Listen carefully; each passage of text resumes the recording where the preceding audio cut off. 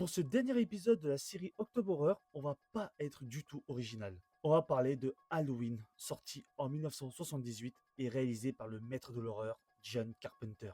Michael Myers, âgé de seulement 6 ans, va tuer sa grande sœur Judith avec un couteau de boucher. Il sera interné dans un hôpital psychiatrique et suivi de très près par son psychiatre, le docteur Loomis. Malheureusement, il arrivera à s'évader et retournera à Haddonfield pour recommencer son massacre et ciblera une personne en particulier, Laurie Strode, une traque semée de cadavres la nuit d'Halloween. Et que dire à part que ce film est juste un chef-d'œuvre. Qu'est-ce qui rend Halloween si effrayant? Qu'est-ce qui le rend si légendaire? Et bien tout se joue dans la mise en scène. Durant tout le métrage, Carpenter filme d'une manière à ce qu'on croit que les personnages sont observés de manière permanente. C'est d'ailleurs pas pour rien que le surnom de Michael Myers, c'est The Shape, la forme. Car quand la caméra est posée, on peut y apercevoir Michael Myers qui passe dans l'ombre, très présent au second plan, en train d'observer ses futures victimes. Et bien sûr, comment ne pas citer la bande-son composée par John Carpenter lui-même, qui est juste effrayante, et que dès que tu l'entends, tu es forcément angoissé.